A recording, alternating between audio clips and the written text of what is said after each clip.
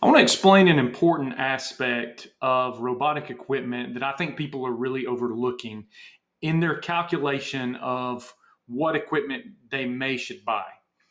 And that's differentiating between autonomous and semi-autonomous equipment. Okay. So, and I don't want this to be a negative. I think both have positive aspects and they really fit into different areas in different ways. And there's a situation where autonomous really works, a situation where semi-autonomous really works. So let me just get into it and I'll explain what I'm talking about and see if it makes sense to you. Hopefully so. So think about the deployment of a piece of equipment, mowing equipment in a golf course situation, a parks and rec situation, sports fields, maybe in a sod situation, maybe in a college campus or large areas that need to be deployed, maybe commercial landscapes, things like that. Okay, so if you think about it, that equipment is going to live somewhere. Okay, it's going to live somewhere, and you're going to take that piece of equipment and you're going to transport it out to where you want it to work, and it's going to mow those areas, and then you're going to take it to the next location, and you're going to mow those areas, and you're driving it the entire time. Okay, that's our manual operated equipment that we currently use, right? So and then when you're done with it, you're going to drive it back to that location. You're going to wash. You're going to service it. You're going to make sure it's oiled up and everything's in working order. You're going to put fuel in it. So that's the entire process. The thing to think about is every one of those steps has a cost. Okay, so when you are taking it out of the building, you're storing it in that building, you are driving it or transporting it to one location to another location, every single one of those every single one of those steps, if you break it down, it has a cost.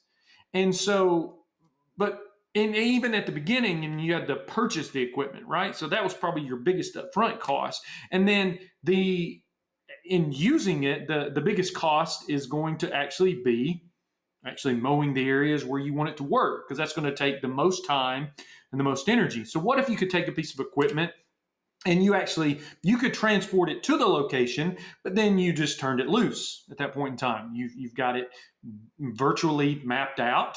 It knows where it is based off GPS and other types of positioning technology, and it knows where it's at. It completes its job. You take it, you transport it to the next location. Okay, so you're offsetting some of those costs, but you're really not offsetting all the costs of actually mowing, because you still have to have a person who you're paying to be there to transport it to the locations, to watch it while it is working. If it's cutting with traditional equipment, moving at traditional speeds, and there's still a cost associated with that.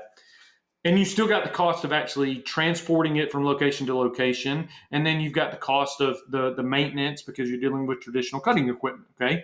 You're saving money though. At the end of the day, you're decreasing the amount of money you're having to spend, because maybe that person can do other things while they're there. Okay. I call that semi-autonomous though, because you've got somebody watching it. Still have to transport it. You still have to maintain it in a way you would maintain your traditional equipment. So that's not fully automated. Okay. That's not a fully automated system. So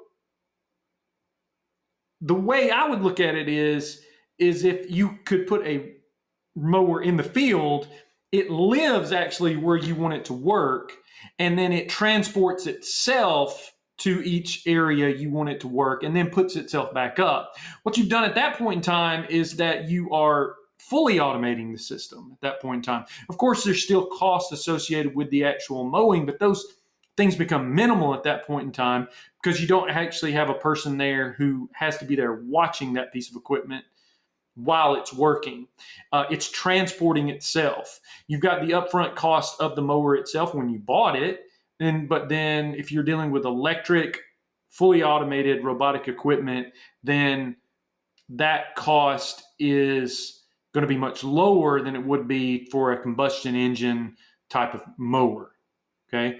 So again, I don't want this to be a negative, and you're thinking I'm saying something negative about semi-automated equipment. I think it really works in some situation, but that's not fully autonomous, and you're not taking advantage of being fully automated, having all the processes being offset by a robot if you're working with a semi-autonomous system, okay? So in the next video, what I'm gonna do is I'm gonna talk about the different brands that are coming out and things that you can watch out for.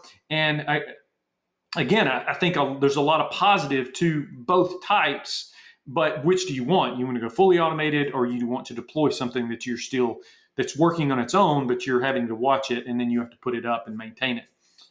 It's really a matter of choice. So Scott with Scotsman Turf Robotics again, and thanks for tuning in. Please subscribe to my channel. Also, please look us up at scotsmanturfrobotics.com and look for the next video in the future.